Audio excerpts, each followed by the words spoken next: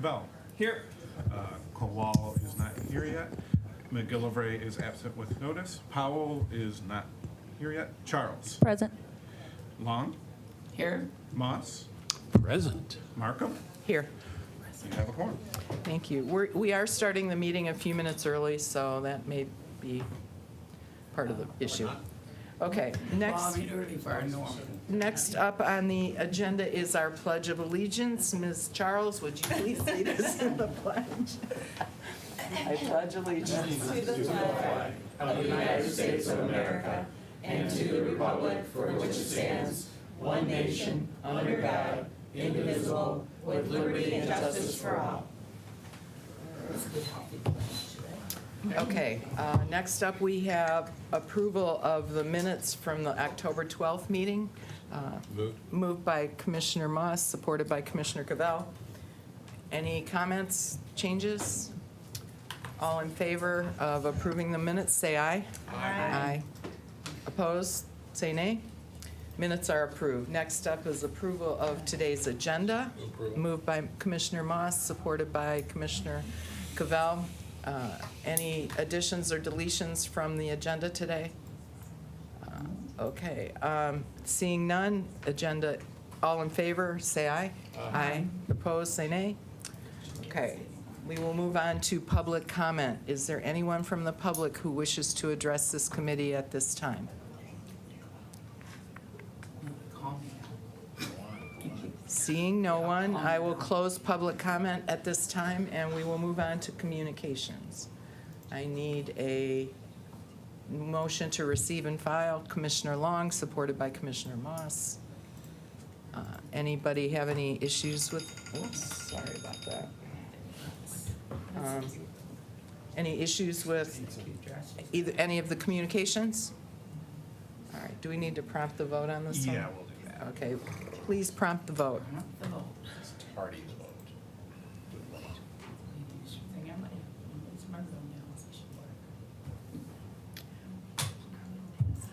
Yeah, 5 yeas, 0 nays. All right. Communications have been received and filed. Next up, we have item 8, department recommendations. We're going to start with item 8A, the comprehensive information technology services topic. I need a motion. Commissioner Cavell, supported by Commissioner Charles.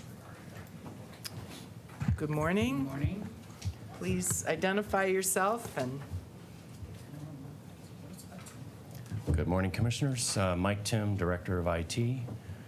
The first item that we have here this morning is related to the interlocal agreements that we sign with cities, villages, and townships to share technology services. So these agreements went through Corporation Council as a standard template. So previously, the board has approved those templates, and one of the items in that template is that they have a 5-year term. So these agreements are all with CVTs that want to continue these services we provide. The details of those services are in all the attachments if you have any questions on those, but these are essentially just renewals of existing agreements. Commissioner Long, supported by, or followed by Commissioner And I can Moss. probably look up all these agreements, but my question is it the same price for service when you're out of the county?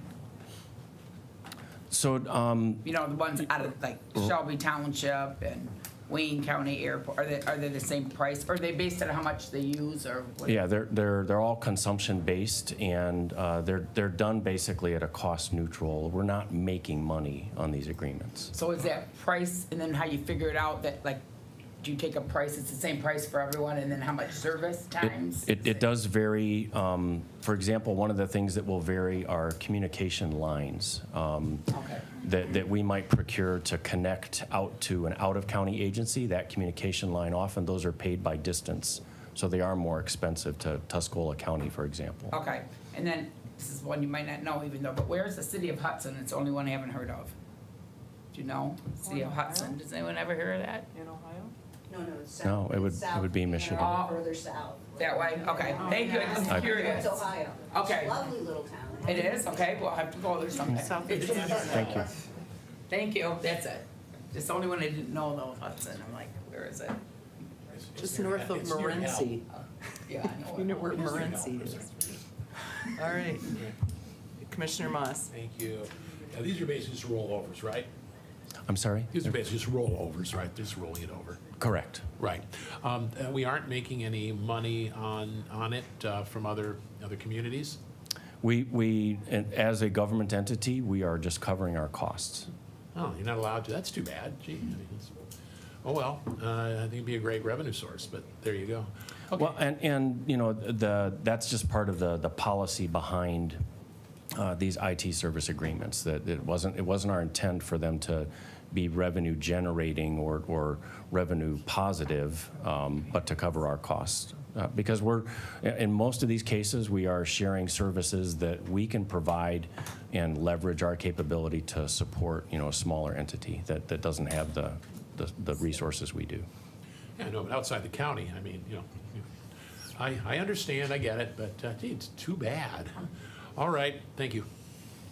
Most of the ones outside the county are Clemis, and Clemis does have different rate structure for out-of-county versus in-county, and that's partly based on who made the initial investments in Clemis were in-county agencies. Exactly. Thank you. Thank you. We were here when that was. Okay.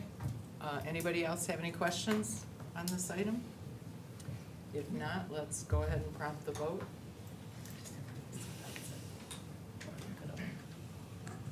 Don't go anywhere, Mr. Tim. Oh, yeah, he's next. See, You have 5 yeas and 0 nays. All right. Motion carries. Next item is item 8B, IT Development Report, fourth quarter 2022. Again, Mr. Tim, I need a motion. Commissioner Charles, supported by Commissioner Moss. Thank you, Commissioners. So this is my quarterly, one of the communications that you received was the status report of the quarterly project work that we had performed in IT for the various departments in the county.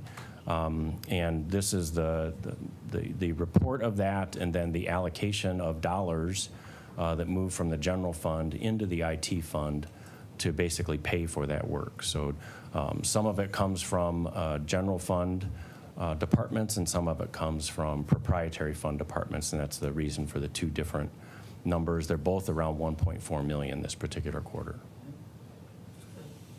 Okay, anybody have any questions or comments? All right, seeing no one, go ahead and prompt the vote, please.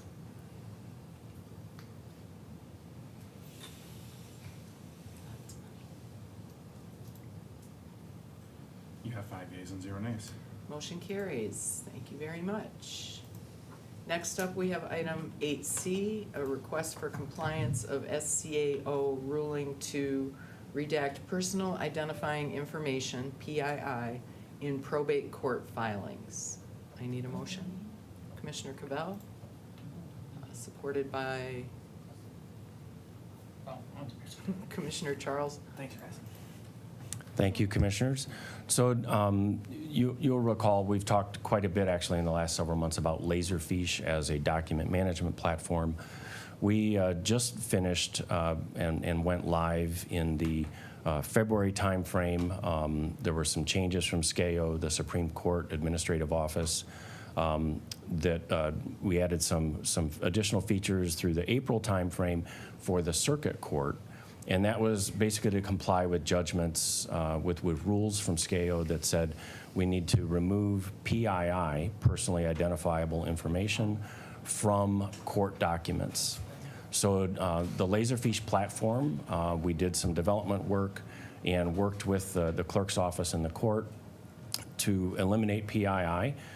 Most of that is done automatically inside of the Laserfiche platform, with some intelligence basically inside of the program. This request that we're bringing today is to do that same function for the probate court. The probate court rule came down from SCAO after the circuit court was affected, which is why this one is coming now and wasn't done earlier. We do have the funding from an assignment in the general fund to cover this, and this will pay for this work. And most of this will be done by some of our Laserfish consultants. Okay. Questions from the floor? More of a comment, simply that there are actually laserfish, what did you call them? Experts? Yes, yes, consultants. Yeah, it's fascinating. Career for your next career. Did you have a question, Commissioner Moss? Yeah, just be sure, that we're just bringing us into compliance with scale, right? Correct. Right, thanks. Okay. All right. Let's prompt the vote.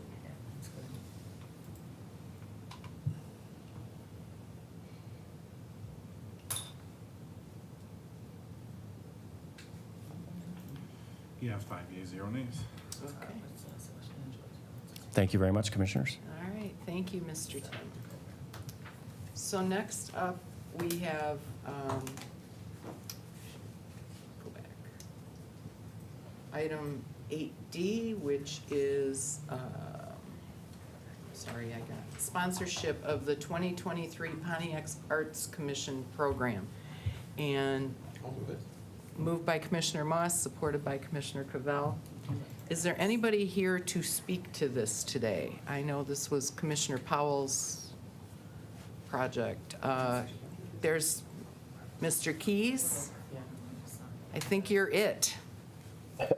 Thank you, Chairwoman, and good morning, Commissioners. Again, yep, I'm Michael Keys, one of the staff members of the BOC, and I've been working with Commissioner Powell and the City of Pontiac on this initiative.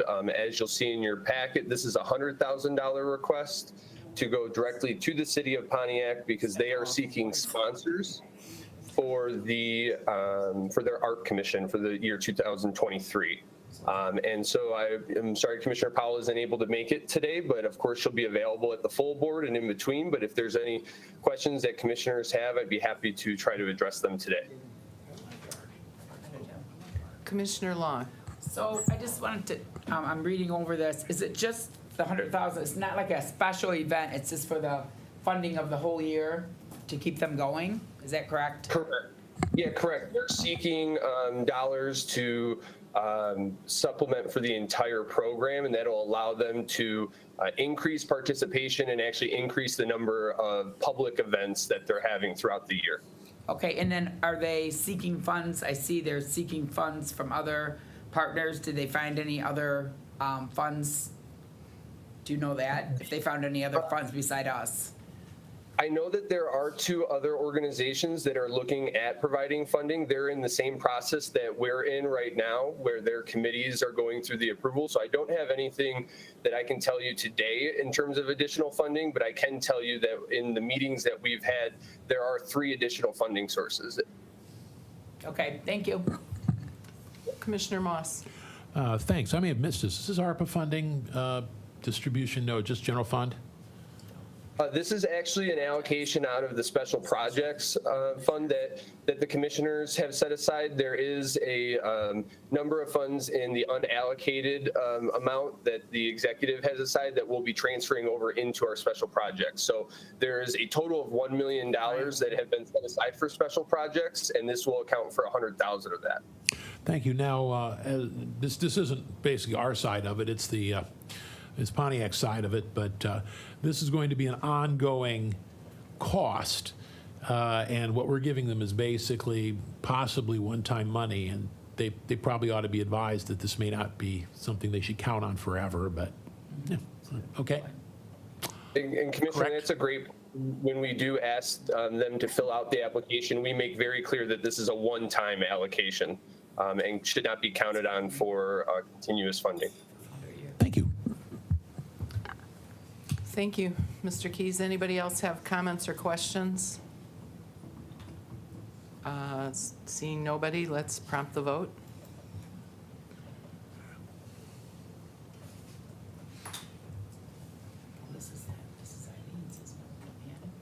You have 5 yeas, 0 nays. Okay, motion carries. Excellent. I like ARPA. I know you do. ARPA is good.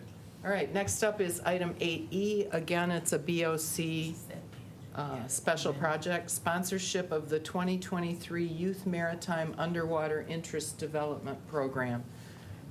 I need a motion.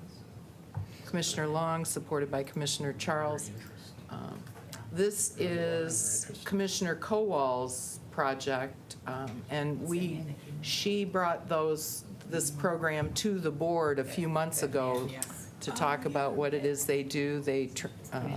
Young people who want to learn more about the Great Lakes and serving in maritime careers. And so this is a request for $25,000 in support of that program. I just have Commissioner Cavell? yeah, just before the board meeting, I'd love to learn the name of the group, because when looking through the summary sheet, I don't think there was the actual name of the group. Did But you it hear sounds that, Mr. Keys? It's called like. Yes, commissioners, if I could just direct your attention to the committee report to board. The name of the group is, Committee report, okay.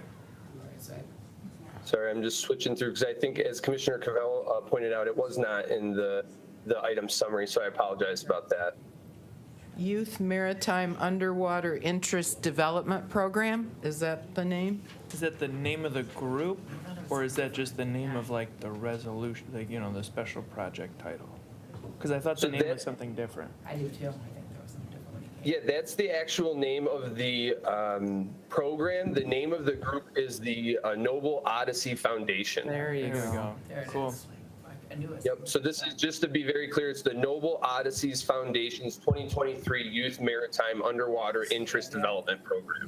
Can you add that to the resolution before the board, before it comes before the board? Yep, absolutely. I think Okay, it's in there. good. Been on taking note. Thank you. Okay. I was gonna say, Anybody else?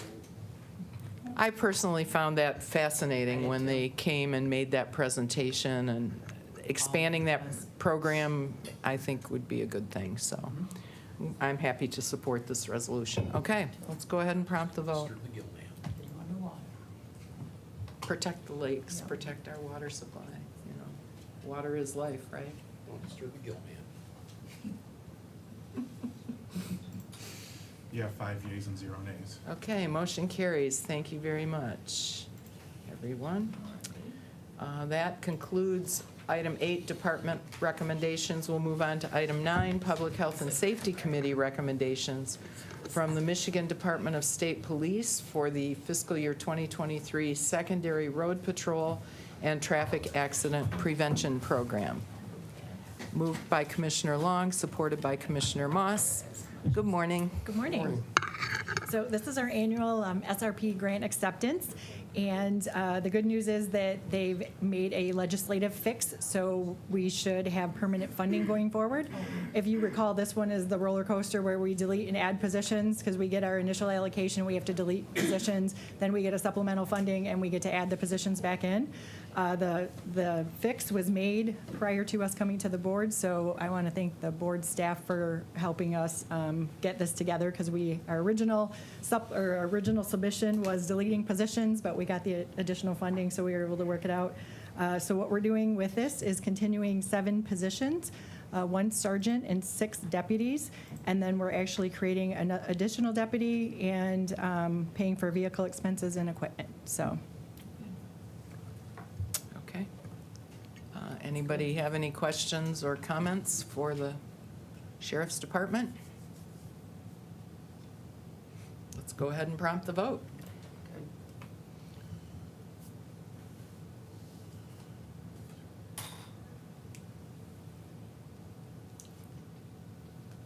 Oh, got it again. Good. 5 yeas, 0 nays. Okay. Motion carries. Thank you. Thank you. That was easy. That was easy. Yeah, I know, like, if they weren't here, we'd have all kinds of questions, right? Yeah.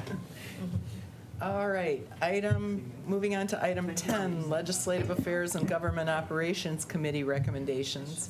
Item 10A, fiscal years 2022, 23, and 24 supplemental with the UAW Local 889 representing circuit court and jury office supervisory and non-supervisory employees. I need a motion. Commissioner Cavell, supported by Commissioner Long. Okay, who's here to talk about this? Anybody? April? Well, is it just, I know they, I'm definitely a no question without, too. I'm definitely a no without supplemental conversation. hmm? Yeah, 'cause are they just adding the jury people to this, you know, to this contract or what? You don't have to see how it says on the second whereas. Can somebody call over and see? I got it, I'm calling. Okay. See the second, Mhm. yeah, so right, you want to see a second whereas, are they just adding those into this union that was already there? Mhm. That's what it looks like. But I'd like to know that. Where it said the jury, if they're adding the jury people, I think, those positions to that contract. I love that That's what I'm thinking. on-air sign. I do too, and they're so quick. It's like back in radio days. Yeah, it to is. go. It's Tell them to cut it off. Retro, I think. It's misdecorations, it's like, oh, this is retro, it looks like Rudolph. Calling line, our numbers, Yeah, I've definitely our got lines are questions. open. I'm so confused by this concept of jury. Is it a jury like like normal people think, and they're in a union? These positions, I think, No, that's what I the think. People that They're work, adding these not people, members of a jury. clerk, yeah, People that work. Yeah, like the jury clerk. and they're gonna get into. Not the Right. four-person. Right, not. the Right, person. no, so like if you get called for jury duty and you show up in the big room, Yeah. they're Yeah. checking you off, Those people. they're administering, okay, you 12 are now going to the Yes. jury room. Yeah, and that's what I think this is, just adding those people to this My union. life is in that room. That's what I think, but I'm not sure. Playing euchre, and I got myself a lay down loner in spades, and guess what? They called and said, okay, you can all go home, and I said, wait, the game's on. Stayed the rest of the day because you were winning? But just I want a hand. Get that whole $15. We weren't playing for money, are you kidding? It's Yeah, the illegal. jury duty, that's April, money. you're up. Yes. This ain't college. I never could sit long enough at college to learn you good. I gotta be on the move. You gotta call yourself a Michigander, you don't know. I didn't know you were until I started hanging around. You know what they play in Wisconsin? April's getting Sheep's head, on. and I've What never is it? seen She's getting on. Sheep's head. I've never heard of it, but it's as big in Wisconsin as euchre is here. They always get Yeah. Yeah, no, I want to try. Yeah, I tried that. Just about. I never even knew what that A was. lot of dorm I had to hang around hours some more. playing euchre, eating Domino's pizza. I learned it, I played a couple games next Christmas. It's really fun. Yeah. What is it? good too. It is. I had no idea. I was kind of slow. They were teaching me last Christmas. My own They had too much wine or something. Okay, and then my pole is shot. Ay, ay, ay. Hey, you know, I like cards, so. actually. Risk the game. yes. Yeah, I love risk. We had a variant of it. Don't even bet you say, was did. that risk that my kids dumped the board? Is that when you buy the property? We were almost done and they said two people are ganging up and stuff and it was 4 hours. They went, I said, are you kidding? I'm never playing again. It was like, we were so many hours into it and they said two All were right. ganging up on the other. Ms. two. Lynch, are you here? If so, I am. I'm so sorry. I was in union negotiations and we must have been watching the wrong video to hightail it over there. I'm sorry. it's okay. There's a delay. All right, just to fill you in, we are on item 10A, which is the UAW representing circuit court and jury office supervisory and non-supervisory employees. Okay, and we just put that on the floor. Yeah. And I'm going to open it up to the commissioners, unless you want to start and tell us what this is about. It's the kind of the spiel you guys are used to with me right now. This is another supplement based off the master agreement from the UAW. So it highlights just any, taking into consideration any of their normal course of business that they would have in their departments, but no major changes here for them. Okay, Commissioner Long. All right, so April, thank you. So are we adding the supervisor jury office, the jury office leader, and jury clerk to this union? Is this what this one's doing? Yes, yep. Okay. Yep, so they'll be part of the master. Okay, thank you. That was my question. Okay, Commissioner Moss. Thank you, and this is part of our master salary plan, or whatever. This is all in the budgeted amount that we set aside? Yes, they didn't have any changes to their compensation, so it's still in alignment with what it was. So they didn't ask for any additional changes. So Okay. no changes. Yes, it's in alignment. Okay, because we get a lot of requests that seem to be supplemental, and it appears ad hoc. Do we have anything like a master salary modification list or salary modification report? If we do, that would be a good thing maybe to provide the committee and the commission, that we're not just ad hocing this stuff. This is all according to the plan, and how much we have appropriated, I guess it's the right word, isn't it? On how much we have allocated, and what that effect is, where the revenue comes from, and it's costed out for the next 3 years or however many it is now. So that might be a nice report to give when we approve these things. Sure, but so just to provide clarity though, they did not ask for any additional. They're currently as they were as a non-represented. So they didn't ask for any additional accommodation. So it's already in the budget. Right. I can show you a master to 2023 salary plan that shows where everybody is. I can share that with you if that's what you're looking for.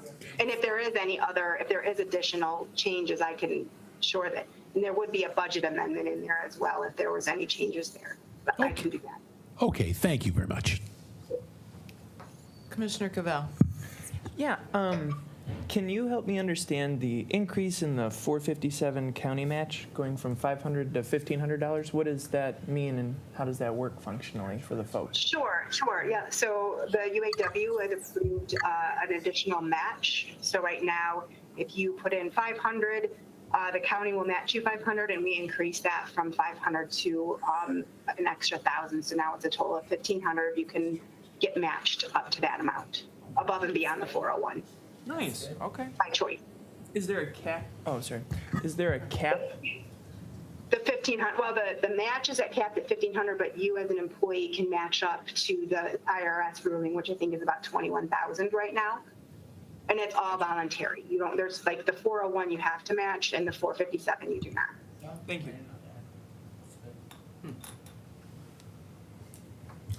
Anybody else have any questions on this item?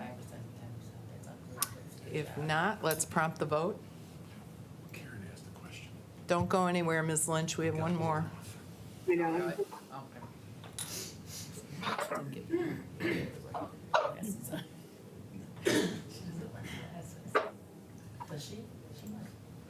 You have 5 yeas and 0 nays. Excellent. Okay, motion carries. Next up, we have item 10B, which is FY 2022, 23, and 24 supplemental with the UAW Local 889, representing the county clerk and register of deeds non-supervisory employees. Moved by Commissioner Charles, supported by Commissioner Cavell. Okay. Anybody have any questions on this one? This is the non-supervisory employees. And just to provide clarification, they too have entered into the record their current compensation. There is no adjustment. Okay, thank you. All right, anybody have any questions? Commissioner Charles. Good morning, April. I just wanted to see, it might have been in the report and I overlooked it, the number of individuals this impacts? Okay.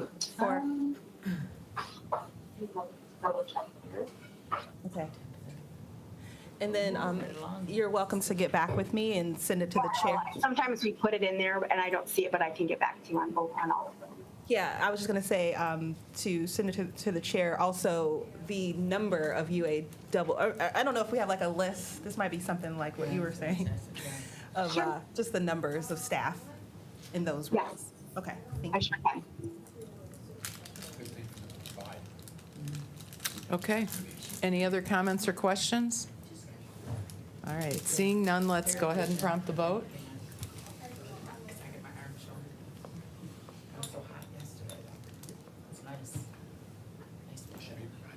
You have 5 yeas and 0 nays. Okay, motion carries. That concludes item 10, Legislative Affairs and Government Operations Committee recommendations. All right, moving on to item 11, the Economic Development and Infrastructure Committee recommendations. Item A, to rehabilitate runway 9L27R construction, reconstruct runway lighting 9L27R construction, construct taxiway L, and rehab taxiways H, J, W, K, S, and N construction, and for reimbursement for 9L27R ASV planning. I'll move it. That would be, They shorten the title. that would be analysis planning. Analysis. Analysis, And may I, What did I say? may I assume this is for Oakland Interstellar Airport? It is for the Oakland Interstellar Airport, right? Yeah. Yes. I still do that. Moved by Commissioner Long, supported by Commissioner me. Charles. Okay. Commissioner me. Take off. I feel like we can Okay, do- so I think we have Ms. Bush here. We Cheryl, don't, online, she's driving to another meeting right now. Okay. But this was reviewed at Edie and I prior. and Right. I think it passed unanimously, if It I'm did. not mistaken. And then it was So there. again, it's grant Grants. acceptances that most likely come every year or Yep. however many times they do it. We've seen these multiple times before, so. That's a grant too. Yeah. they're Always they're wanna keep grant the- acceptances. Yeah, I always want to keep the runways perfectly smooth. That's always a We good don't have idea. issues, right? Ideally. No And- deer on it. And it's such that the federal government pays the vast majority of this. We are just accepting grants from them and to do this, so. Yeah.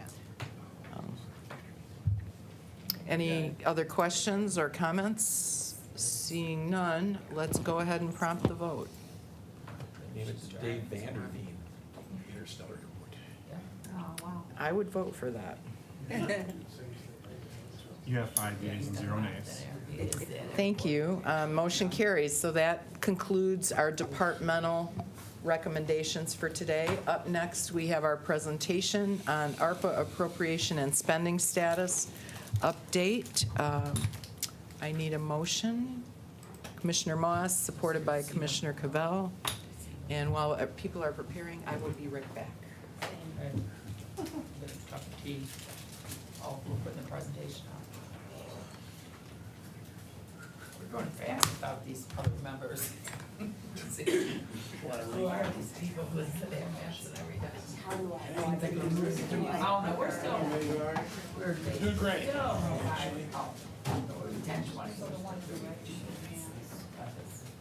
Less than that even. I think we started at 10:30. Started at 10:20. Still going fast. We're going great. Come on, we're fabulous. Oh, yeah. So soon as you say hi, Want me to sign it?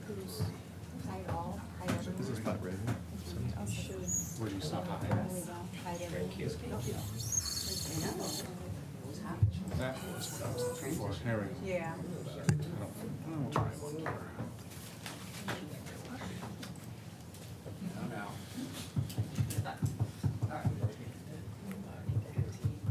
Which box with the arrow? Did you get a lot of trick-or-treaters done? We got more than usual. Kids. You get it out, Chuck? Yeah, because sorry, what? drive in. You get it out, trick-or-treaters, Chuck? More than usual, you ran out. Oh, you did? Yeah. Good. Okay, so That neighborhood, you know, that rebuilt neighborhood where you live has got to be lots of kids.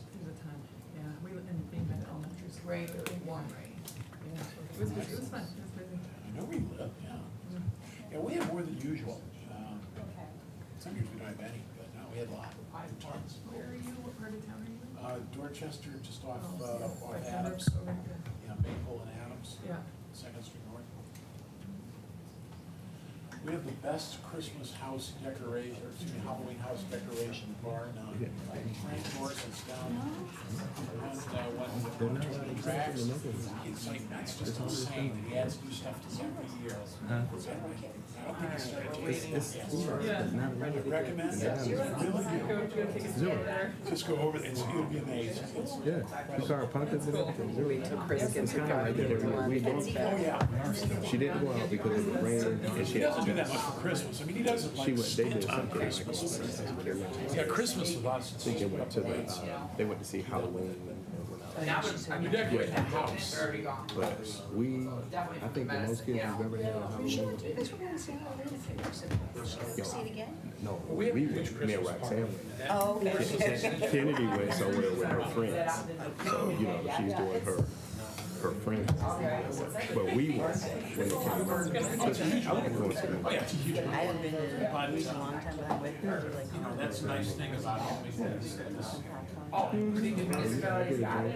Thing about it is it's actually it's actually nice and relaxing. in-laws But Christmas party they had every year since we were supposed to go to her house. She had a pet, she's real serious about the organ. our house. Okay. And It was we've been raining. All right, you just about ready here? every year since Okay. 58. That's cool. Including 20. We did not, we had Something worse than not studying. people. We did have the party in 2020. But I think the most, we've been over there for 10, 11 years. I think the most kids we've ever had. 10. I always used to mess with people about it, because after changing the name to Open International Airport, I thought that was somewhat pretentious. So I started calling it Open Interstellar, Open Intergalactic, all this stuff, just to mess with Vanderbilt. So we're still doing it. Because I feel like I didn't see all the. You know, I asked his wife, are you ready for him to be home all the time? And she said, no. Now we need a metaverse. They've always been sparse. But he's on not, that side. he works part-time. I know. Metaverse is, it's killing That's Facebook. why I'm not sure. It's just one go to second. He's on the committee. He makes 40 grand a year as the only paid member of that committee. Oh, is that right? Okay. Andrew, thanks for looking that deeply. All right, we're all back, I think, so we can go ahead and get started. Thank you for being patient. To the administration. Good morning. Thank you for having us back. I feel like we were just here giving you a titillating presentation. The first one was on the capital improvement plan, and this I feel is a little bit of the bookend to that one because it is the status update on the county spending of our American Rescue Plan dollars. We wanted to just kind of take a pause and make sure that everybody understood what we have spent, what the status of things were, and what we have left. I mean, I think all of us acknowledge that we've gone through an unprecedented time between CARES Act and then the American Rescue Plan dollars that we probably, knock on wood, won't go through again in our lifetime. I can't remember the federal government ever depositing money in a local government's account like they did in this instance of CARES and ARP, so I don't think we should expect it anytime soon, which makes us want to be particularly thoughtful about the remaining funds that we have available to us so that we can really be impactful in terms of our residents in Oakland County's future. So we have a bit of a presentation and a lot of our team members here who will speak to their individual areas and be available to answer questions. Ken will give us just kind of some of the ARPA funding basics that you have heard us talk about throughout this process. Good morning, Commissioners. Thanks, Hillary. So as Hillary mentioned, we're just going to go over some of the basics related to ARP funding. This is a lot of information, you guys are probably already aware of. So as you know, we received approximately $244 million from the federal government. The key on this slide is really looking at the funds must be used by eligible criteria. The other big things on this slide is just the key deadlines. Funds must be obligated by December 31st, 2024, and spent by December 31st of 2026. Hillary, could you skip to the next one, please?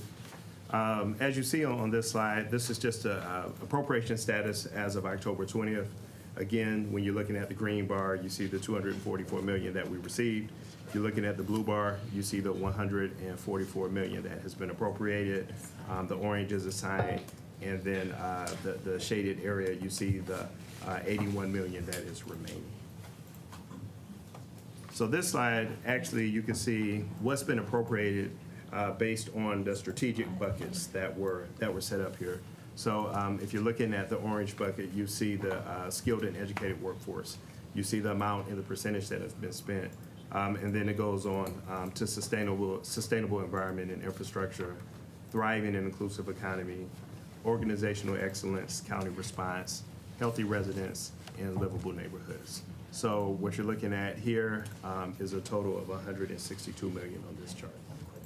And just as to these goal areas, there was loose agreement initially between the commission chair and the executive office on how much we would look to spend in each of these buckets, and we tried to stay to that as different proposals came forward, and we thought it made sense, you know, to look at it through the 7 goals that we've established for the county.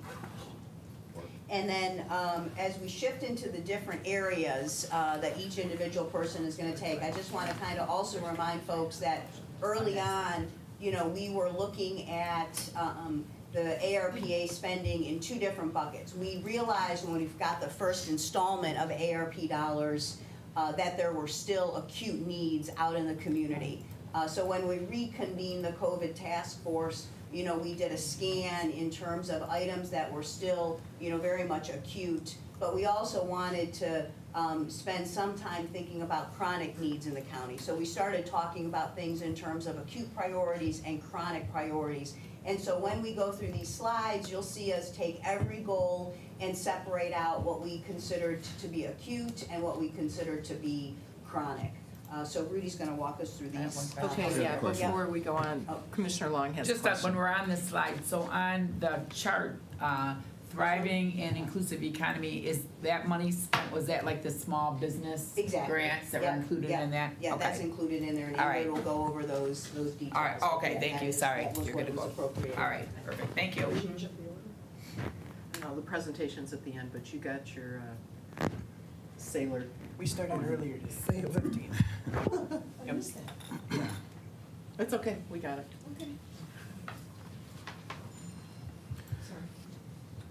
So good morning, commissioners. Good morning. First, I would like to, take the opportunity to thank the Board of Commissioners for really working with us and really kind of helping us get a lot of these projects, through very quickly, so that departments and Before you staff. go on, I'm going to ask everybody to pull their mics up really close, because I Got was it. watching committees all day yesterday and could You not couldn't hear hear. the speakers, Okay. so please, yeah. So again, just thanking everyone for helping us really move a lot of these important initiatives through the Board of Commissioners and working with us on this.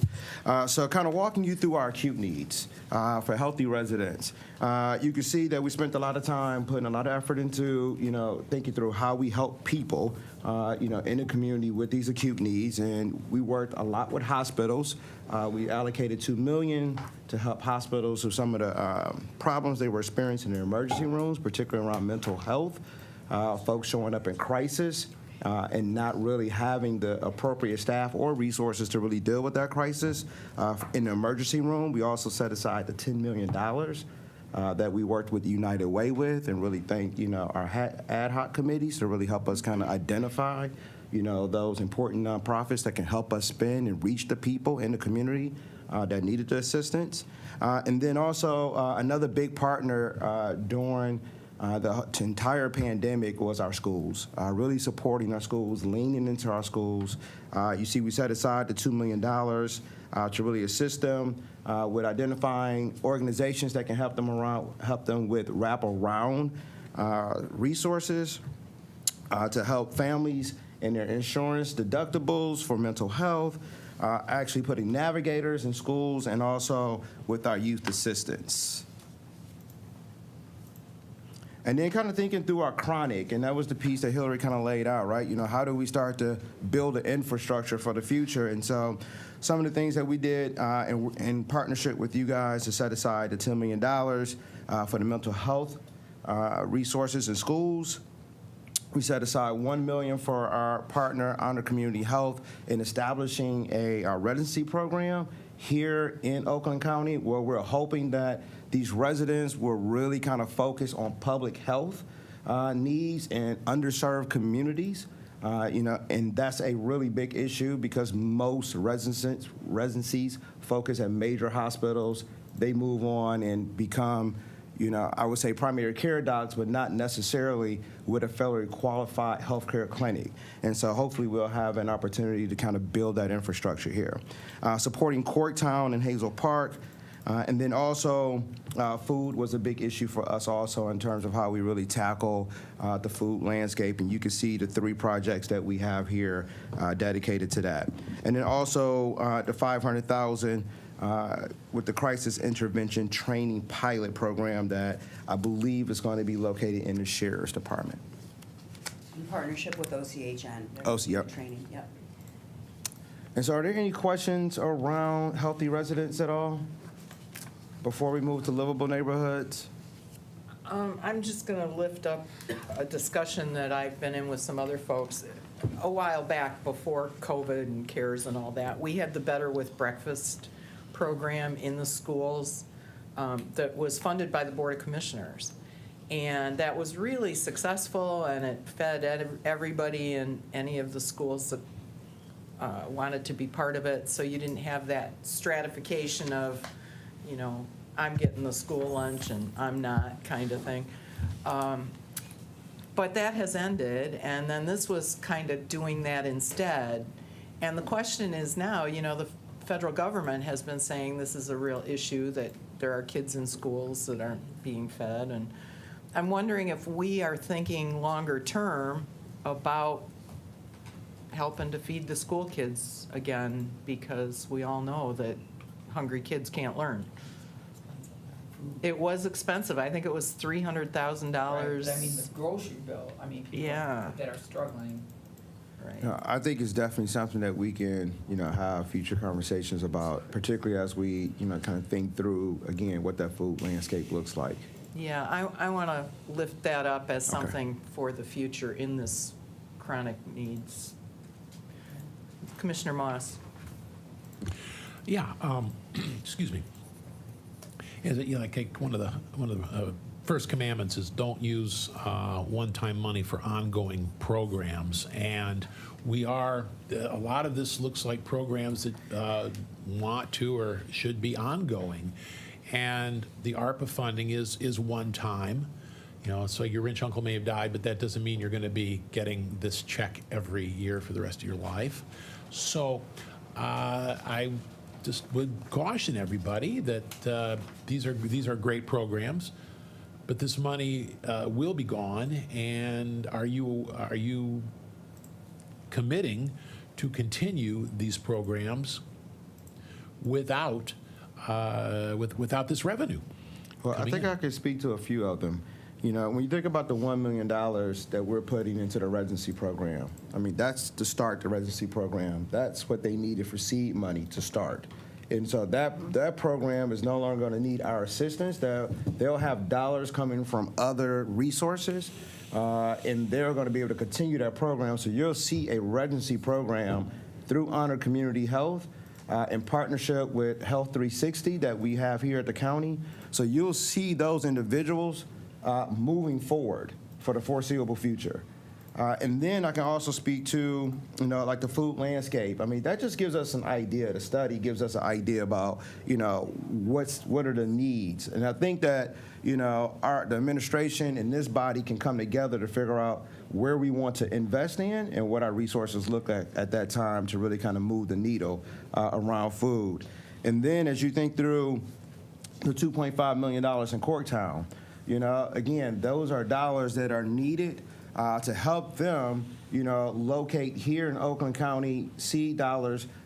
Corktown will be here for the foreseeable future, and they actually have plans to expand in Oakland County without Oakland County dollars, I should say, right? So this is our seed money to them. So a lot of these programs, I would share with you that, you know, we're literally laying the foundation, building the infrastructure, and they'll have resources and opportunities in other places to continue for the foreseeable future.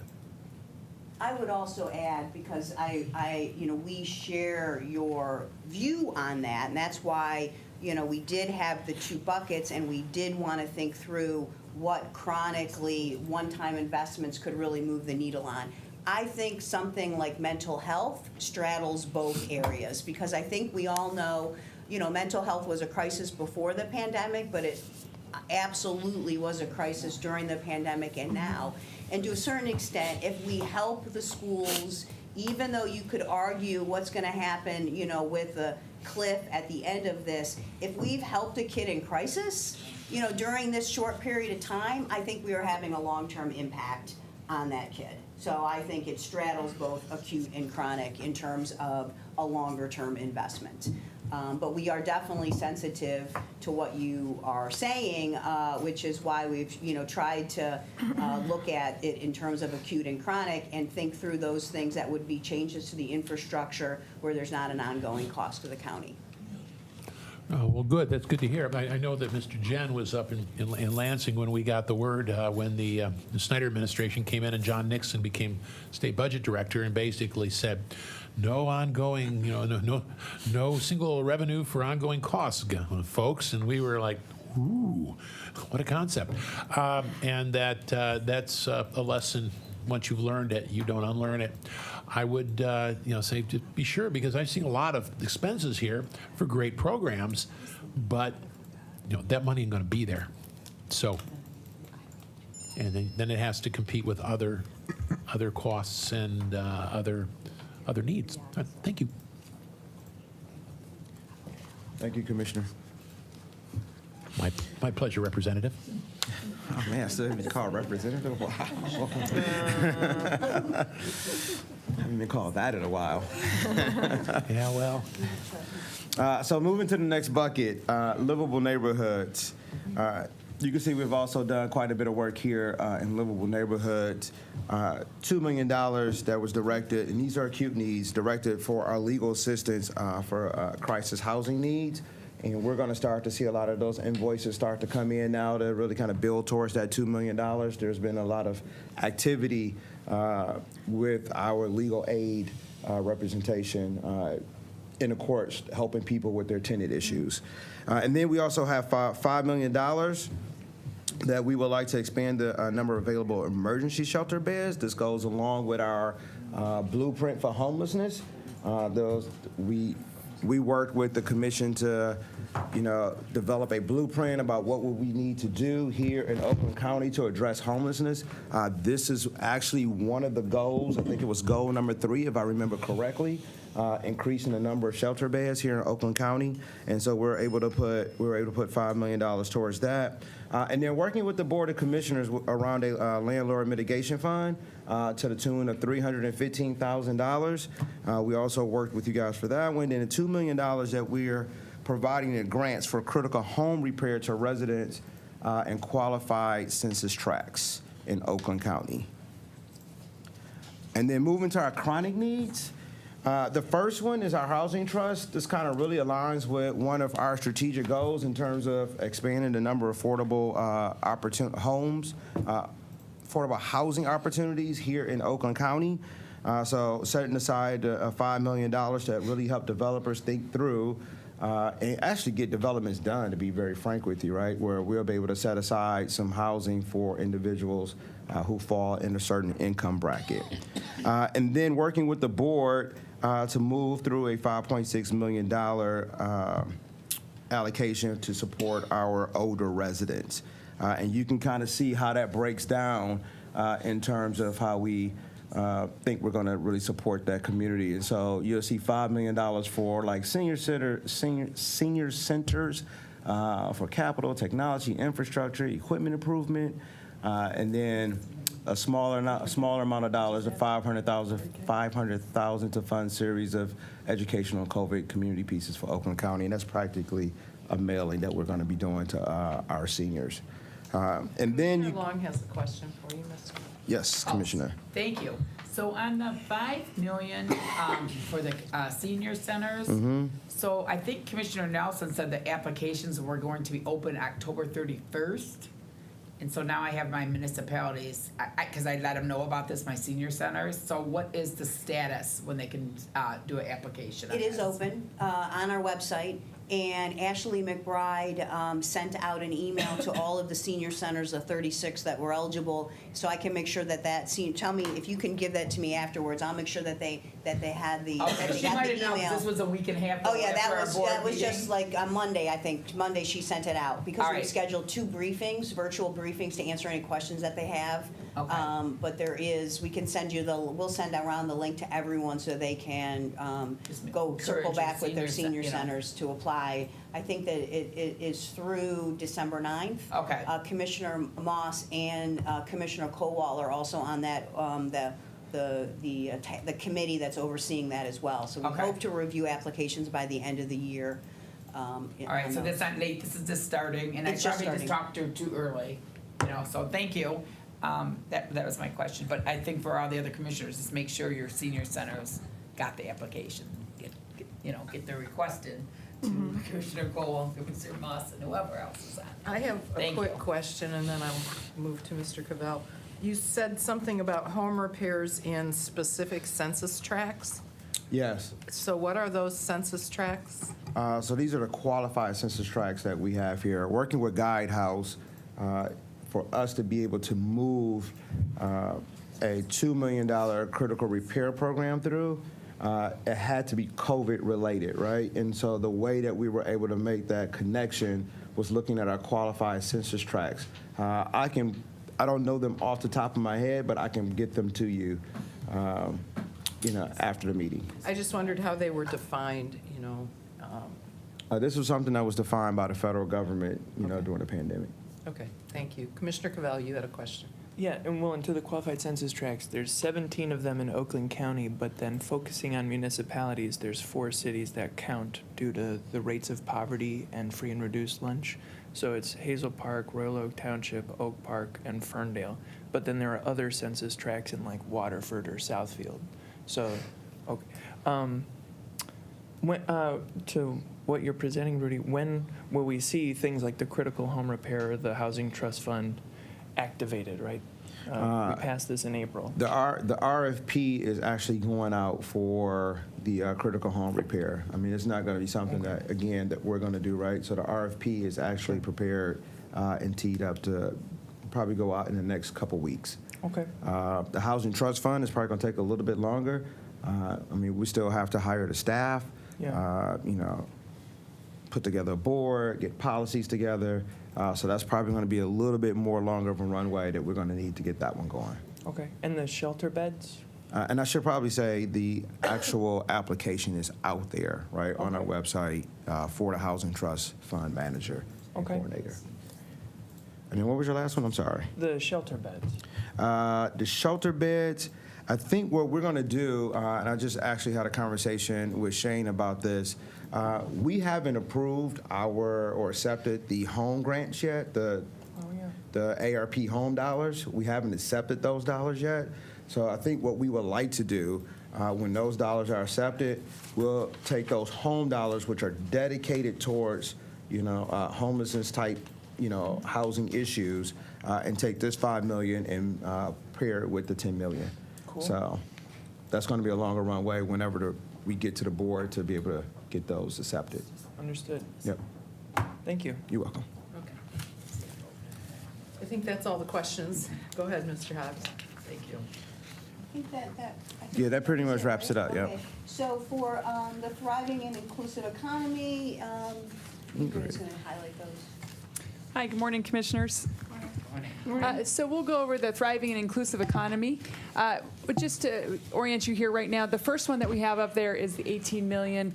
Many of you, we went through this actually very recently with the Business Forward initiative. This is a program where we have small business consultants out in the field, embedded in communities, helping our small businesses with whether it's a brand new entrepreneur or someone who's a little more established to help them with their growth. We know that we have 39 to 40,000 businesses in the county, of which about 36,000 of them qualify as 50 people and under. So this is something that's very important to the backbone of our economy.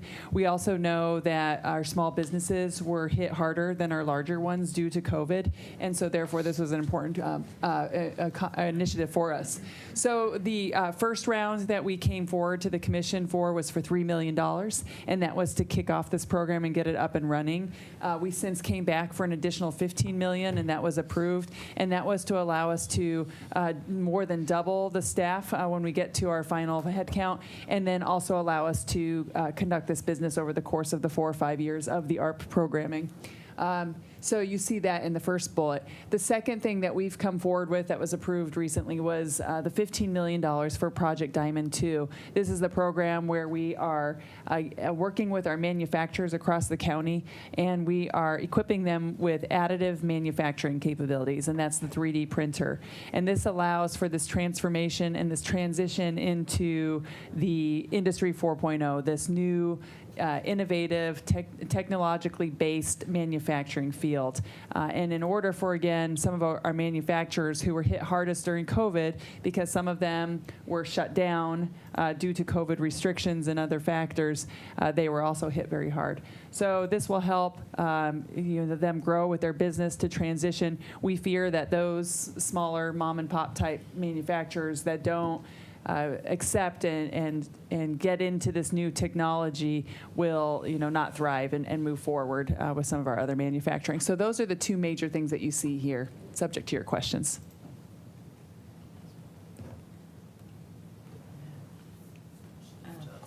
Commissioner Powell.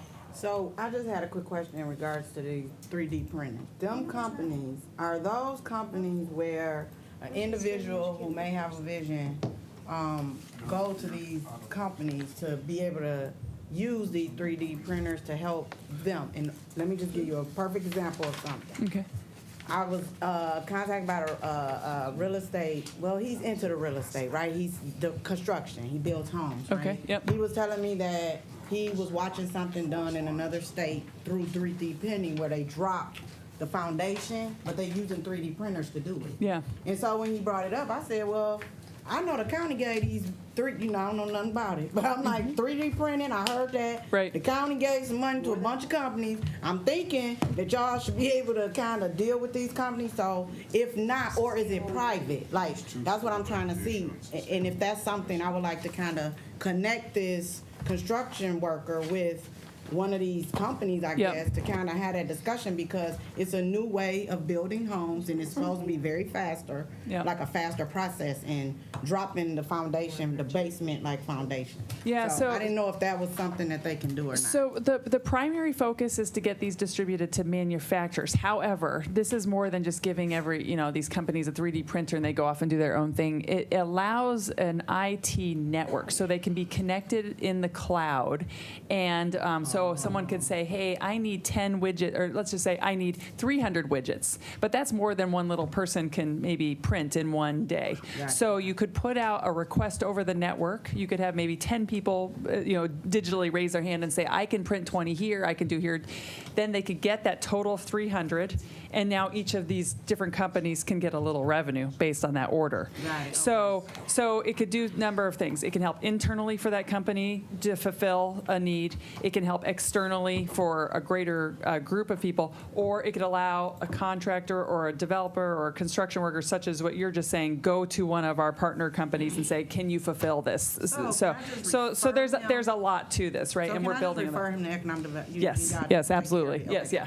I just, So this is complicated, and that's why we're also trying to be very strategic too. We're not just throwing these out to, but we're also looking at who is part of our strategic pillars, who are we trying to advance, and then how do we to build a network like that to help more people, multipliers, if you will. I thought that was pretty cool. 3D printer, you can construct the whole house. Yep. Well, it's transformational. But a 3D printer to do a house is a lot different than a 3D printer to do a tiny little. Yeah, and that's part of being. Your wheelhouse.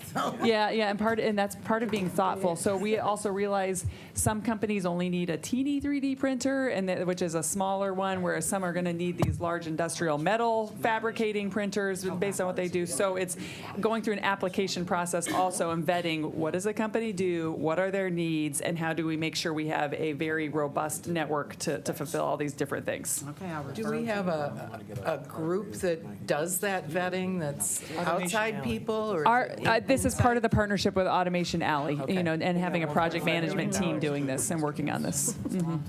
Yeah, I know. I would like to see kind of maybe it's every 6 months kind of report of how this is working out. Yes, that will be part of the required reporting that we do, and we'll make sure we bring that forward. Okay. Yep. Great. Thank you. Mm-hmm. Anybody else got any comments on this? Okay. Oh, well, Yeah, just to what you were saying, there's a committee, right? Yolanda, you're on the committee? There's like a 2-board member committee to hand over to do the printer thing with auto information. Correct. mailing? There was a reporting, like there were 2 commissioners, I don't remember who, but Yeah. 2 people would be appointed to that committee for the transparency to make sure you're getting those reports and then bringing them forward. Yep. Okay, good. Okay. But I think there's a few slides that I think are in your packet, but are not in the presentation that I had for up here.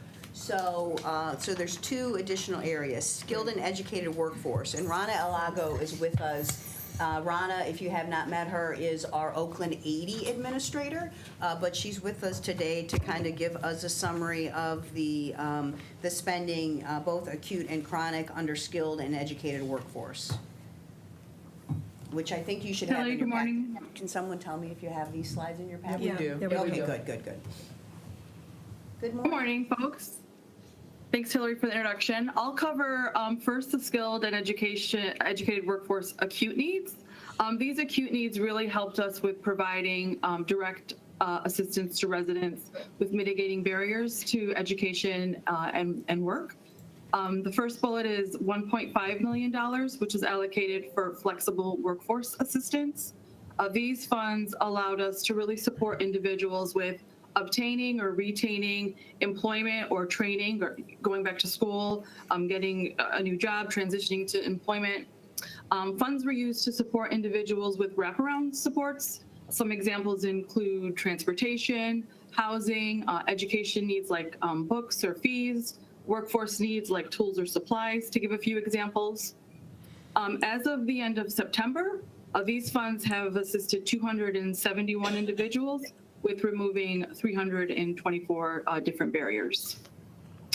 The second bullet is our child care scholarships. You can see $1.2 million was allocated for child care scholarships. And these funds allowed us to support families who have a child or children in a licensed child care facility. Each scholarship covers $1,200 of child care costs for our families. And as of the end of September, we've awarded 544 child care scholarships to families throughout Oakland County. The third bullet is $1.05 million, which was allocated to our business resource network. This project supports the employees of small and medium-sized businesses in Oakland County who sign on to the network. Currently, we support 14 businesses and their employees by providing on-site counseling to help mitigate barriers to those employees. As of the end of September, 141 individuals have been served through our business resource network, with 342 barriers removed. The next slide are our chronic need areas. The first bullet is $2.8 million, which was allocated to support career and education navigators under our Oakland 80 initiative. The navigators really assist residents with developing education and career plans. They'll help them mitigate any barriers to accomplishing those plans, and then they'll work with them on an ongoing basis to make sure that they're successful either in education or transitioning in their work. As of the end of September, 488 individuals have been assisted by our career and education navigators. $5 million was allocated to United Way for out-of-school learning supports for children. These funds are really intended to support children up to age 18 who experienced mixed learning opportunities and social and emotional development. The process for distributing these funds is through a competitive application. To date, 70 applications were submitted, and those applications will be reviewed by an ad hoc committee, with awards expected to be made in early December. The last of our chronic needs under skilled and educated workforce is $450,000, which was allocated to address the labor shortage issue in the childcare industry. These funds will be used to train individuals for the Child Care Development Associate certification. This is a basic industry certification necessary for Head Start and Great Start readiness program classrooms. And the recruitment is underway for that project. Those are the slides that we had for skilled and educated workforce. If there are any questions, I'm happy to answer them. Commissioner Long has a question. Thank you. I just wondered on the acute needs, the 1.2 million, where are those applications for those scholarships? Are they on the website? I've actually got a lot of phone calls with people not being able to afford childcare, and I knew there was something, but I don't know where to direct them to. So where do I direct them? There is a website where folks can fill out a simple interest form, and we'll have staff reach out to them directly. I can share the link. Okay, yes, please. They're administered through our Michigan Works offices, so the 6 Oakland County offices throughout the county would be the individuals who follow up. So Michigan Works is what they The contact? Oakland Michigan Works. Mhm. Oakland, okay. Chris, I can email you the link too. It's a Google form. Okay, thank you, because I did have some phone calls on that, and I said, I think there's some money. Thanks. Anybody else have any questions? Okay.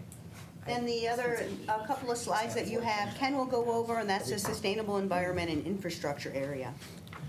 Okay, so when we're looking at this area under the chronic needs, the $3.9 million was part of our CVT local planning grant.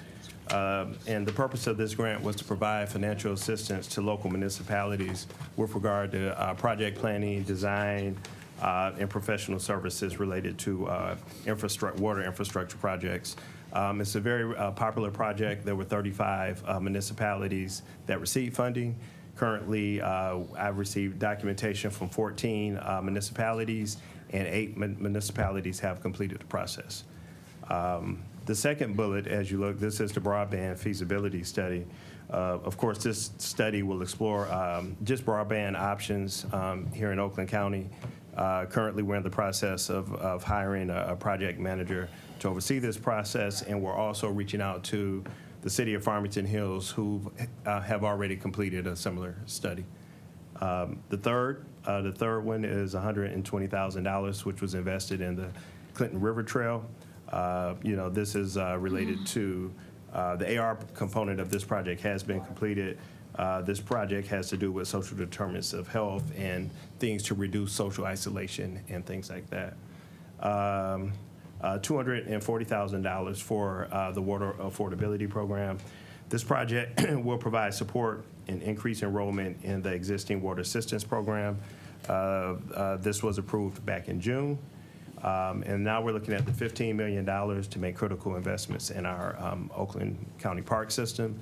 Again, this is something that promotes health and safety and wellness of residents.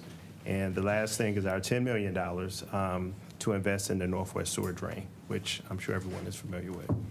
I am open for any questions. Commissioner Powell. The 240 that was leveraged for the existing water affordable programs, is that the amount? Yeah. Oh, okay.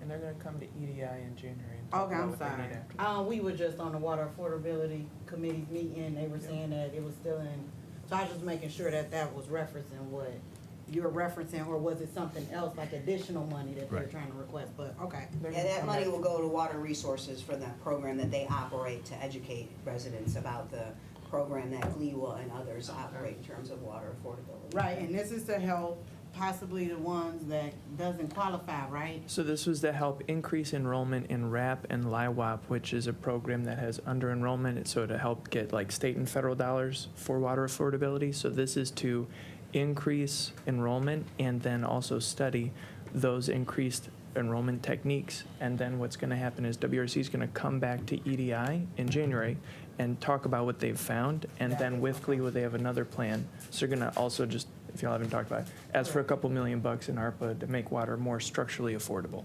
with GLEWA. Okay, thank you. Yep, good question. Just making sure that all tied in. I have a question about, you talked about broadband.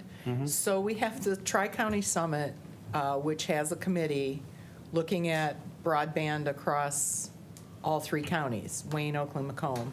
And we have kind of struggled a little bit with what are we doing, really, because it's such a big topic. And like you say, each community is kind of looking at it individually. We did get, Oakland County got $45,000 to study broadband access in Oakland County by way of that committee through SEMCOG, okay? Wayne County got the same amount of money. Macomb chose not to ask for that money, and they're putting up $100,000 themselves to do that study. I have said to Sean more than once, I really feel like this is something that the administration needs to have somebody who does this, that they look at broadband and all of this, because there's so many aspects to it. Yeah, Farmington and Farmington Hills are way ahead because they got together and decided to do something unique and special, 3 or 4 years ago. That's a lot different than what Inkster did, which is also unique and special, and not Oakland County, but it's such a big step to be taking to try and figure out where we're at, where the gaps are, what our plan and program should look like. I'm struggling as chair of that tri-county committee to move anything forward, or even kind of reach some sort of consensus of what we should be doing. So we've asked Merit, we've got an RFP out right now for Merit to look at the gaps, do the survey for us like they've done for Livingston County and Washtenaw County. And we just said, well, if they worked for you, then let's go with them. But that's really where we're at. And I do believe this is a big hole right now for the county. I agree, and maybe what we should do, Ingrid, if you can facilitate this, is why don't we schedule a meeting when Sean is back in town with you, Walt could participate, and let us just kind of go around and grapple with this again in terms of what the best next step is. Because we have this money set aside, we have a vision, but we do need a kind of a point person to run point on this, I think, and figure out how we move this forward. Yeah, I definitely feel that we need that. And compared to some of the other counties around us, we're probably not quite where we need to be right now. And we need to decide where this is housed, like if it's in planning or where it is. So if we can work on that a little bit. Yeah, okay, good. All right, that was my comment. Okay, that takes us to our final couple of slides. So now we're back to having some slides here. So organizational excellence in the county needs are going to be covered by Kyle Jen. Yes. So last but not least, we have used a fraction of our funds for certain county operational needs. We've been very careful not to use it to support ongoing county costs. The first bullet there, with the reduction in the number of inmates who are qualified to be trustees, we have had costs that we've had to move to a contractual basis in terms of food service and cleaning and laundry at the jail, as well as cleaning at the animal shelter. So that's something that we're continuing to work through with Under Sheriff Childs and his team in terms of what our long-term plan is there. So that is one that is top of mind to make sure that we do have ongoing funding if we need it. The other investments here, are one-time investments that are intended to both help with current conditions during the pandemic and have some long-term benefits in terms of, we were behind in terms of the number of employees with laptop computers, so able to purchase 1,200 of those to this point to improve employees' ability to do remote work, as well as a number of conference room upgrades. This committee added $2 million in ARPA funding for the upcoming year that we're doing. We've already gotten a number of requests in for both conference room upgrades, those court projects that you had heard about during the budget hearing process. So those are all in motion. An x-ray machine at the medical examiner's office, which both, reduces exposure for the workers there and is a less intrusive way to do autopsies. And then finally, the completion of the implementation of the Workday financial system and some of the delay that happened because of the pandemic, we were able to get that across the finish line with ARPA funds as well. Kyle, maybe this is the right juncture, because we don't have a slide on this, but I think it might be helpful if you could help us understand the provisions in ARPA for what is sometimes referred to as revenue loss, or the cost that the county or a local government has taken up because of COVID, and how you can account for that in your ARPA spending. I think many of you who are in touch with your local governments, unlike CARES, each local government got some portion of ARPA dollars, may be surprised or may be learning that for a lot of local governments, they took their ARPA dollars as revenue loss. They didn't actually spend it out, but it went to kind of help fortify and strengthen and with their own budgets. So why don't you help us understand what that is? Because to a certain extent, this is a little bit of that, but somewhat different.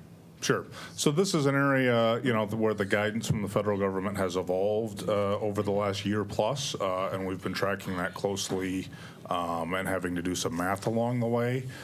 So there is a provision in the federal law and the federal guidance that says if you're a local government that experienced a loss of revenue, you can calculate that loss of revenue and spend those dollars in a more flexible manner. And as that guidance has evolved, the federal government has allowed for a calculation against a hypothetical baseline. So that makes it, that makes the math more favorable. Thankfully, Oakland County has not experienced a revenue loss either in terms of a year-over-year loss of revenue or as compared to budget.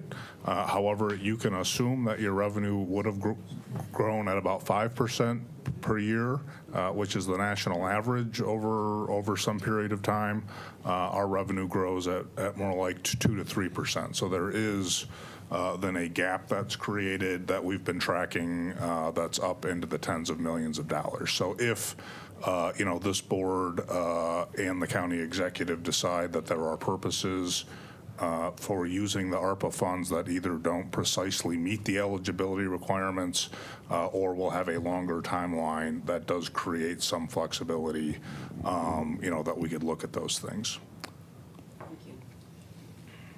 Commissioner Cavell. When you just said longer timeline, does that mean past December 31st, 2026, or up until then? That means there would be opportunities to sort of swap this money out for general fund that could be spent past 2026. Awesome. Thank you. So that brings us to our last two slides. So we wanted to make sure that you understood the difference between what you have appropriated and what has been spent. This is, as you'll see when we get to the final slide, remains a priority of ours. And I think that you got a sense from Rudy's presentation that there are certain things that were, quicker out the door, and other things that, like the housing trust, which have a much longer runway in terms of setting them up. So this looks at spending versus appropriation.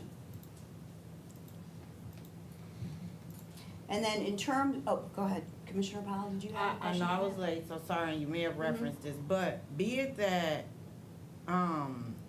it's taking longer to get the trust fund established, isn't the money, we have to be through with the money, or does, you don't have to be through with the money. We'll go back to the first slide. It has to be appropriated by the end of '24. So you still have 2 years to obligate it, and then you would have 2 more years to spend it. Yeah, I just didn't want us to. Yes, so don't worry. You got. We're not. I know.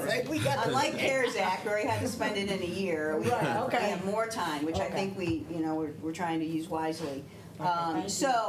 And I would note on that, yes. That's another area where the guidance has evolved and become a little more flexible, so that, issuing a loan counts as spending the money. I think initially we had a concern that loaning the money wasn't going to be considered an expenditure because it was going to get paid back. So that's an area where the federal government has been helpful as well. Good. Okay, thank you. So just the bottom line, right? So there's $82 million left to appropriate or obligate, and what we really appreciate your willingness to kind of take the time to look at what we've done. I think everyone should be proud of what we've done in all of these areas. It's been very impactful. But I do think, like we started, we have time to make sure that we are all, as satisfied with the remaining dollars as well. So, we hope and the county executive feels very strongly that we would reach agreement in collaboration with the board on how to spend the $82 million before we just simply start spending $1 million here and $1 million there. That we have agreement on the whole pot as we move forward, and that would be our goal to undertake really over the next months into next year. We don't have any plans to bring any appropriation to you this year. We would like to wait until next year in terms of additional ARPA spending.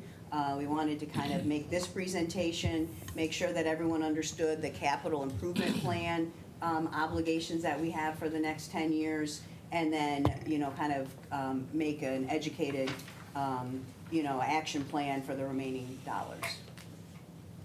Okay, Commissioner Moss. Thank you. I have a question. In the event that Proposition 4, the transit tax expansion, does not pass, is there any contingency plan for county money or ARPA funds to somehow provide the Oakland County portion, what we used to call the smart millage, funded to keep the buses rolling? No. No. Okay, thank you. Commissioner Powell. So you just stated that you're not going to bring any, is it just new appropriations to us? And anything that hasn't been asked of you all up until this point, of any projects that we've been on the table, are y'all still going to at least respond to those, and we be in discussion on those? We're definitely still moving the process forward, like vetting things with Guidehouse, considering all things, talking about what our priorities are, working with the board. But given that we're already in November and you have your last meeting in December, we don't see starting a new appropriation by the end of the year. But we may get updates on other stuff. Oh, yeah, stuff that's in the pipeline, like Oakland Hope and other things. I mean, I have to say, and I shouldn't have overseen that, working to effectively implement the programs appropriated to date is a top priority for us. And to a certain extent, it is connected a bit to the broadband discussion. When it was CARES Act, and we had a short time frame to implement those funds, and we were in a pandemic, I mean, we were all project managers. I mean, we didn't have day jobs, basically. I mean, I was signing off on, the CVT grants, and I was organizing, different things. Economic development, they weren't out in the community, meeting small businesses. Brett and Neil and everybody, they were getting money out the door. So now we're trying to do like our regular jobs and run the grant programs, which I will admit has been challenging for us. And so we're trying to kind of make sure that we go back and figure out in each area, like who's moving it forward. And we really, in this regard, we really appreciate the partnership with the board and the board staff, because there have been programs that your staff has taken the lead on, like the school mental health grant and others. So I think we've worked, collaboratively to try to figure out, like, okay, who has the capacity to actually get this, move this forward. Okay, thank you for the clarity. Thank you. Commissioner Cavell. Yeah, thank you. First, I was going to echo, thank you for the clarity. I appreciate that. I'm curious, so when we think about collaborating on this, it's thinking about the $81.8 million left.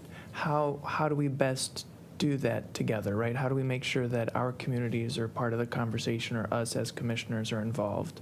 I think that conversation starts with the county executive and the chair of your board. Okay. So I'm sure that you'll have conversations, amongst yourselves with your chair and your leadership, and I know that they're having conversations as well. Okay. When will we hear? All right. And then, have we considered the infrastructure money being a part of our planning, and if so, how? And again, when do we have those conversations? Because I know that money's coming from, right, federal to state.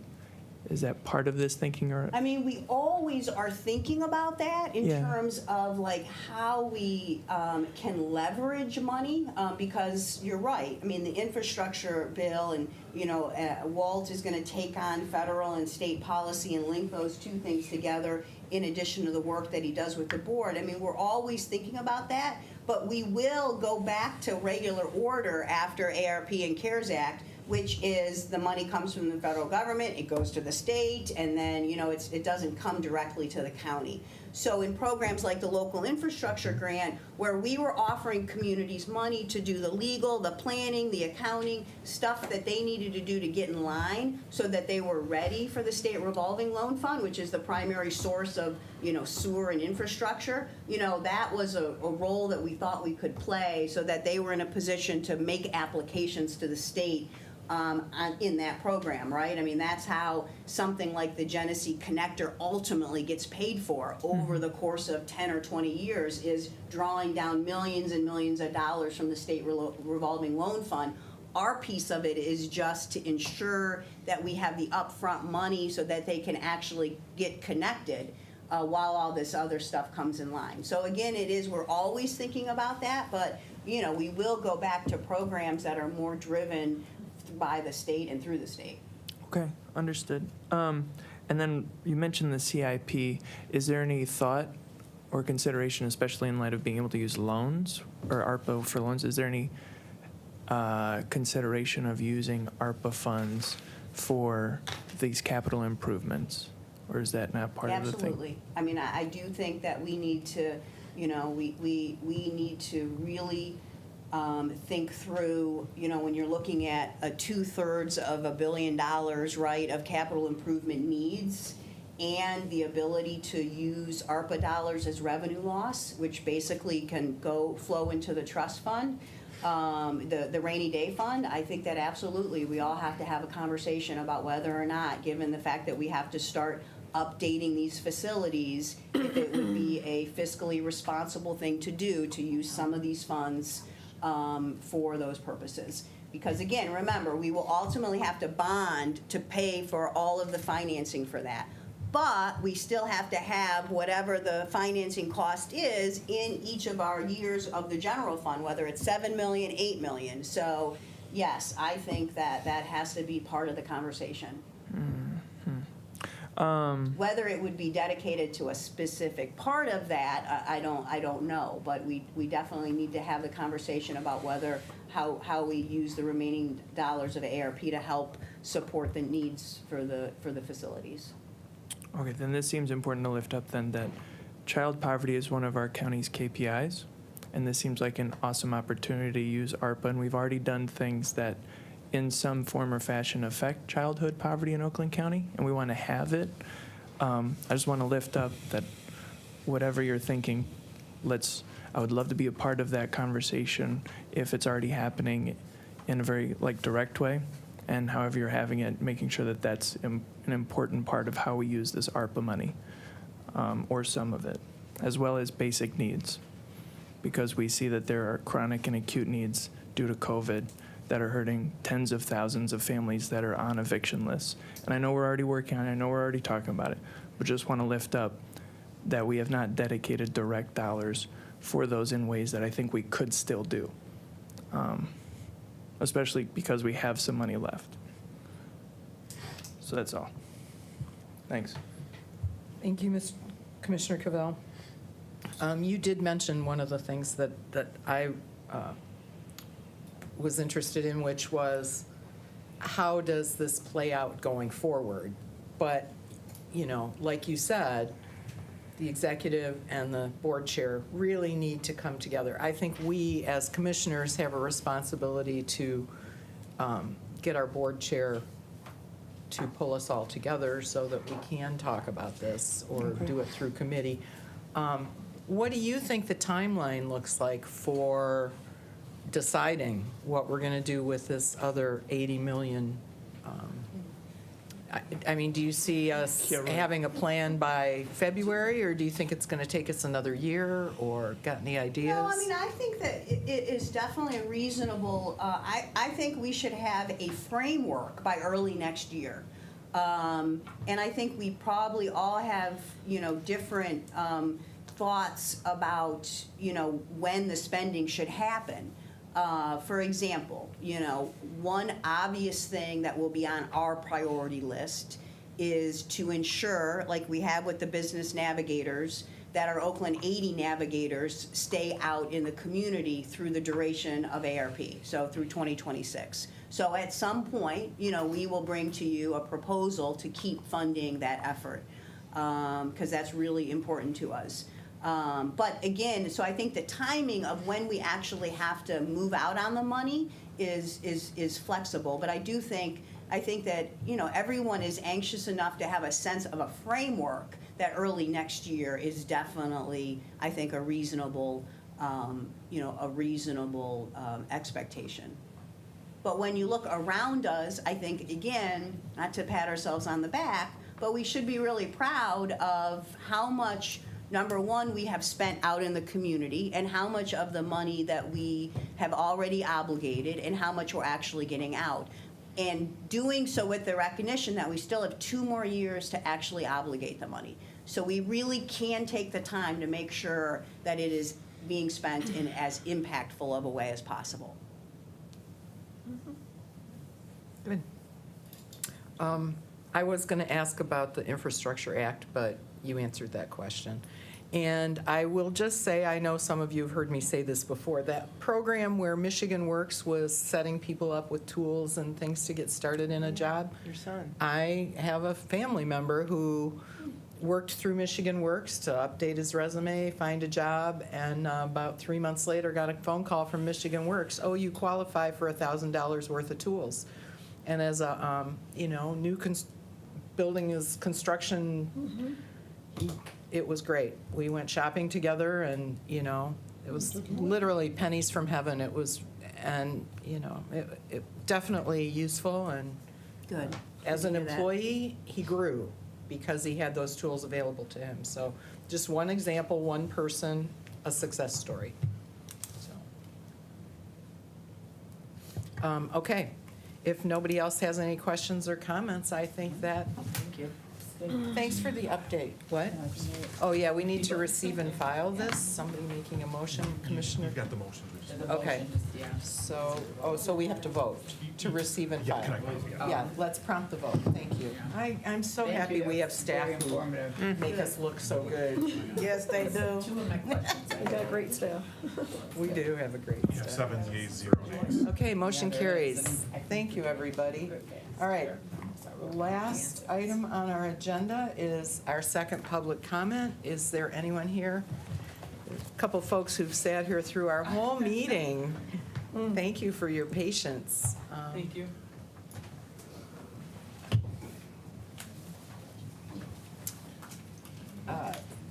We'd ask you to state your name, your location, where you live, and you have 3 minutes.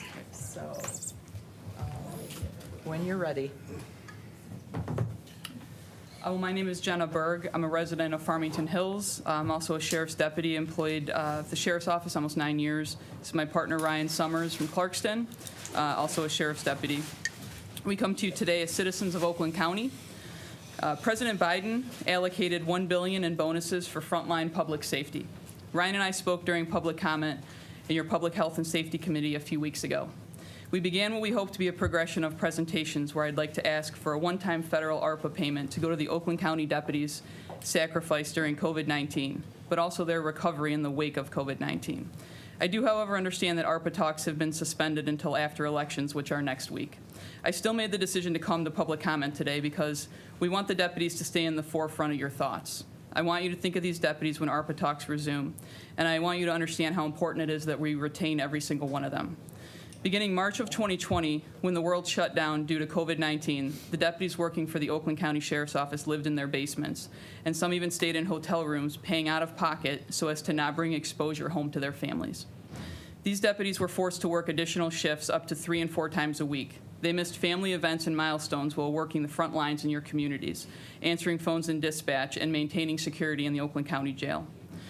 Even now, as we shift our focus to retention, we are struggling to recover the mental health and well-being of our staff due to the excessive overtime, forced overtime. We cannot recover and move forward if people continue to leave. They have been asked to go above and beyond for almost 3 years now, and this has absolutely nothing to do with a typical 3 or now 5-year contract.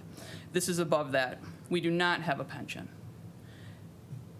And for most of us, without medical retirement, there is no 25-year end game.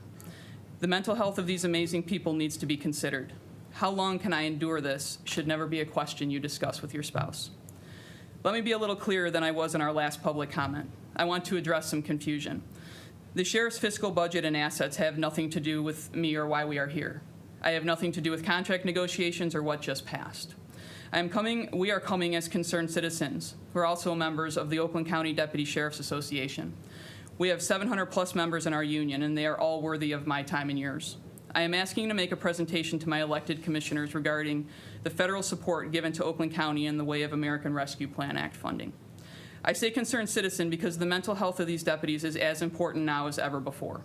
I hope you will stand with me in allowing this agenda item to be placed post-elections. I have followed your decisions to offer ARPA funds to community programs across Oakland County and feel positive about the recovery and new growth this offers. We can now watch small businesses come back to life as concerts and sporting events pack venues again. And the glue that holds it all together is public safety. People can enjoy normalcy because their families are safe doing so. Your Oakland County deputies will always stand watch. What an amazing opportunity you have to support your community programs, as well as supporting the brave people wearing the sheriff's badge. We can stand together. This is not partisan. None of that matters to any of us. And while the workforce is still struggling to bring people back to work in the wake of COVID-19, Oakland County can go back to the olden days when our applications were hundreds deep. Right now, people are incredibly burnt out, working the jobs of 2 or 3 people. And we are here because we believe we can do better. Our department needs good people to apply, but most importantly, our department needs good people to stay. You do that by helping me show them how important they are. They did the work during a global pandemic. They made the sacrifices as were asked of them. I am asking you to hear this presentation and please put me on your agenda after the elections. Ryan and I both wish you all the best of luck in your endeavors of re-election. Thank you very much. Thank you. Thank you for coming. Oops. We're going to adjourn now, but if you'll stick around. Sure. Thank you. Thank you for waiting. Okay. Yes, and thank you for just patiently sitting through our meeting. Okay, does anybody else have anything they want to bring before? Well, first I'll close public comment. And then does anybody have anything? Commissioner Long. Question, and hopefully someone here will remember. So when we did the land bank, is there a committee for that land bank? Mm-hmm. And who's on the committee? But a board. A board? Is it any of our commissioners? I kind of forget. I don't think so. I think it's a board of 3 public members as recommended by the treasurer at a couple meetings. Okay, so it's 3 public members on It's the like a committee? city person, a township person, and then like Thank a you, I real couldn't estate. remember. And then a what? Like a real estate or Okay. something like that? Yeah. Okay, thank you. That was my question. If I Yeah. remember. Okay. Anybody else? Remember everything, Yeah. thank you. If there's no other business to come before the Finance Committee, I call this meeting adjourned at 12 noon. Yeah, I remember that now. I just couldn't remember who was on, who were on that. Okay, thank you. I'm getting questions and stuff. That's Yeah. like-